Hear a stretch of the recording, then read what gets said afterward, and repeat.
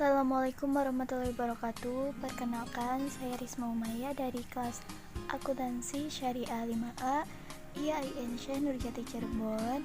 Di sini saya akan menjelaskan tentang teknik akuntansi sektor publik. Pembahasan kali ini itu meliputi poin-poin pengertian, macam-macam, fokus pengukuran, dan basic accounting. Tujuan pembuatan video ini yaitu diajukan untuk tugas mandiri salah satu mata kuliah akuntansi sektor publik. Oke, langsung saja ya. Pembahasan yang poin pertama yaitu pengertian. Pengertian akuntansi sektor publik merupakan teknik akuntansi keuangan yang diadopsi oleh organisasi sektor publik. Teknik akuntansi sektor publik itu meliputi akuntansi anggaran, akuntansi komitmen, akuntansi dana, akuntansi kas, dan akuntansi akrual. Pada dasarnya, teknik-teknik akuntansi sektor publik tidak bersifat mutually eksklusif. Artinya, penggunaan salah satu teknik akuntansi itu tidak menolak penggunaan teknik lainnya. Oleh karena itu, suatu organisasi sektor publik dapat menggunakan teknik akuntansi yang berbeda dan bahkan dapat menggunakan teknik akuntansi yang berbeda secara bersamaan. Nah, jadi seperti itu pengertian dari teknik akuntansi sektor publik ya teman-teman. Pembahasan kedua yaitu macam-macam teknik akuntansi sektor publik, yaitu ada akuntansi anggaran. Akuntansi anggaran merupakan teknik akuntansi yang menyajikan jumlah yang dianggarkan dengan jumlah aktual dan dicatat secara berpasangan atau double entry. Yang kedua ada akuntansi komitmen. Akuntansi komitmen adalah sistem akuntansi yang mengakui transaksi mencatatnya pada saat order dikeluarkan. Yang ketiga, akuntansi dana. Sumber daya keuangan berupa dana yang disediakan untuk digunakan oleh perusahaan atau organisasi nirlaba atau institusi pemerintah biasanya mempunyai keterbatasan penggunaannya ya. Yang keempat ada akuntansi kas. Penerapan akuntansi kas yaitu pendapatan dicatat pada saat kas diterima dan pengeluaran dicatat pada saat kas dikeluarkan. Dan yang terakhir, akuntansi akrual. Mengaplikasikan accrual basis dalam akuntansi sektor publik pada dasarnya adalah untuk menentukan cost of service and charging of service. Nah, untuk lebih lanjut, kita bahas satu-satu pengertian dari macam-macam teknik akuntansi sektor publik beserta pembahasannya. Lanjut ya. Yang pertama yaitu akuntansi anggaran atau budgetary accounting. Akuntansi anggaran mengacu pada praktik yang dilakukan oleh banyak organisasi sektor publik, khususnya pemerintah dalam upaya menyajikan akun-akun operasinya dengan menggunakan format yang sama dengan anggarannya. Tujuan akuntansi anggaran yaitu untuk menekankan peranan anggaran dalam siklus perencanaan, pengendalian, dan akuntabilitas. Ide dibalik akuntansi anggaran ini adalah untuk kemudahan. Kesulitan biasanya muncul karena organisasi yang berbeda biasanya mengadopsi format pelaporan yang berbeda pula. Hal ini disebabkan oleh suatu fakta bahwa perbedaan intrinsik antara jasa yang diberikan dalam organisasi yang berbeda telah tercermin dalam anggaran mereka. Selanjutnya, poin ketiga, masalah signifikasi bahwa organisasi yang berjenis sama dan memberikan jasa yang sama mungkin memiliki perlakuan yang berbeda walaupun akuntansi anggaran telah diadopsi oleh mereka. Hal ini timbul karena ada dua masalah, yaitu level agregasi. Artinya, contoh yang baik di mana level agregasi yang diadopsi oleh akun-akun anggaran mempengaruhi daya bandingnya ada di pemerintah daerah. Kekurangan lain dari akuntansi anggaran terletak pada seberapa sering atau seberapa intensif laporan keuangan membandingkan antara anggaran dengan yang aktual terjadi dan menjelaskan perbedaannya. Contoh, banyak organisasi yang membuat akuntan anggaran seiring dengan anggaran, namun hanya membandingkan dua di antaranya secara global. Masalah kedua yaitu logika dari akuntansi anggaran. Artinya, akuntansi dan akun-akun harus dibandingkan secara berkesinambungan sehingga tindakan dapat diambil untuk memperbaiki perbedaan tersebut. Hal ini berlaku bagi pengguna eksternal dan internal dari informasi. Jadi, dapat disimpulkan bahwa akuntansi anggaran lebih berfokus pada bentuk akunnya daripada isinya. Selanjutnya, pembahasan kedua yaitu mengenai akuntansi komitmen. Akuntansi komitmen dapat digunakan bersama-sama dengan akuntansi kas atau akuntansi akrual.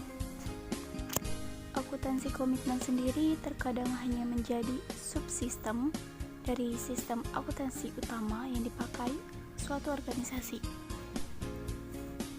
Akuntansi komitmen mengakui transaksi ketika organisasi melakukan transaksi tersebut.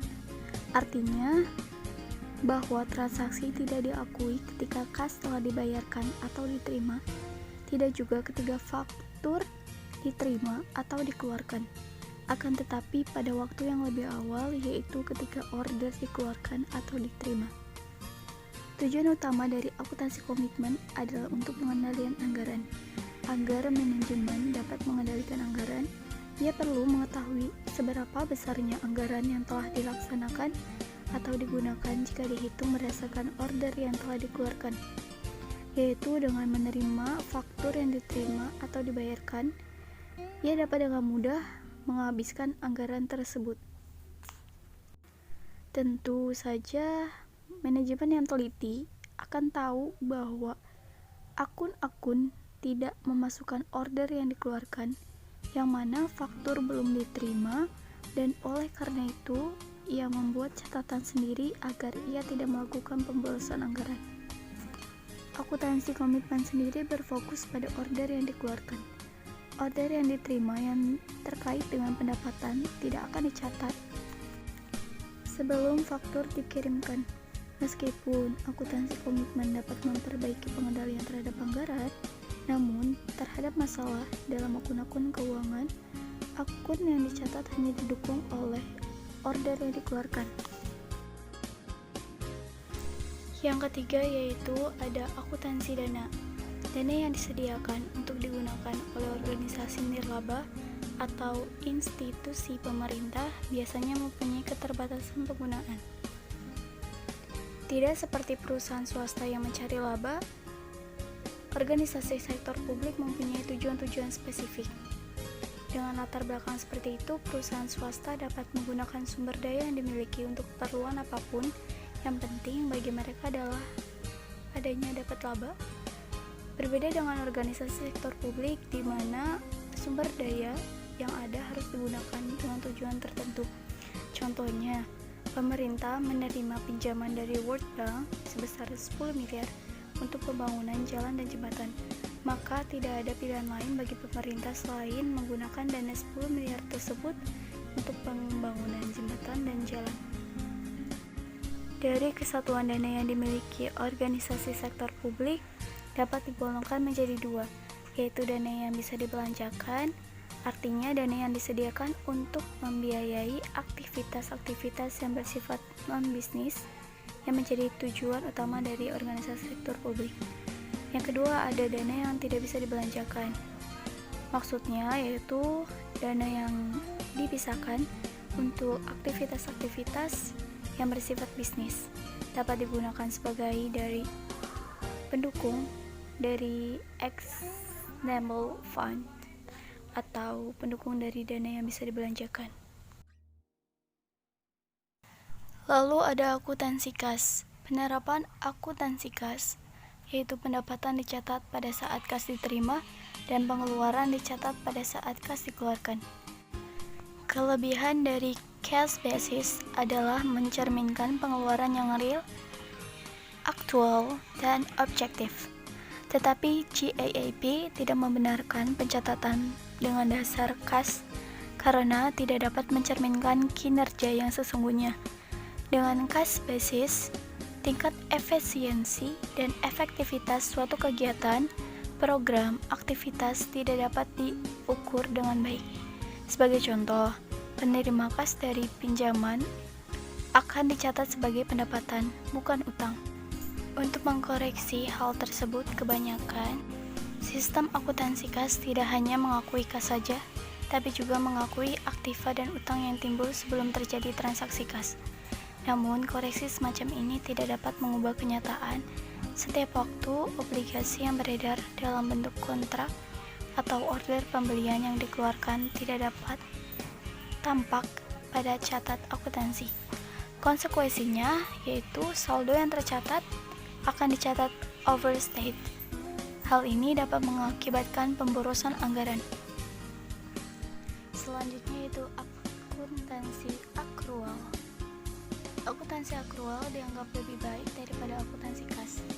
Teknik akuntansi akrual diyakini dapat menghasilkan laporan keuangan yang lebih dapat dipercaya, aktual, komprehensif, dan relevan untuk pengambilan keputusan ekonomi, sosial, dan politik.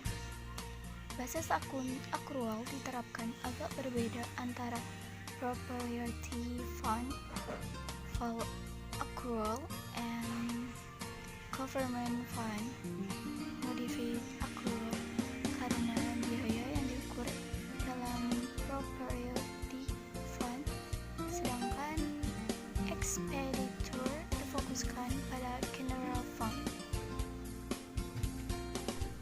Pengaplikasian accrual basis dalam akuntansi sektor publik pada dasarnya adalah untuk menentukan cost of service and charging of service, yaitu untuk mengetahui seberapa besarnya biaya yang dibutuhkan untuk menghasilkan pelayanan publik, serta penentuan harga pelayanan yang dibebankan ke publik. Selanjutnya kita bahas mengenai fokus pengukuran dan basis akuntansi dalam akuntansi sektor publik. Seperti yang kita tahu bahwa akuntansi keuangan sektor publik adalah salah satu jenis akuntansi, maka dalam akuntansi keuangan sektor publik juga terdapat proses pengidentifikasian, lalu ada pengukuran, pencatatan, dan pelaporan seperti akuntansi pada umumnya, di mana transaksi-transaksi ekonomi yang terjadi pada organisasi sektor publik tersebut. Pengertian pengukuran sendiri yaitu proses penetapan nilai uang untuk mengakui dan memasukkan setiap pos dalam laporan keuangan. Nah, untuk basis akuntansi dalam akuntansi sektor publik sendiri meliputi basis kas modifikasi, dan basis kas menuju akrual, dan basis akrual. Oke, sekian pemaparan materi yang dapat saya sampaikan. Semoga ilmu yang saya buat dalam video ini dapat bermanfaat bagi teman-teman semuanya. See you dan tetap jaga kesehatan ya teman-teman.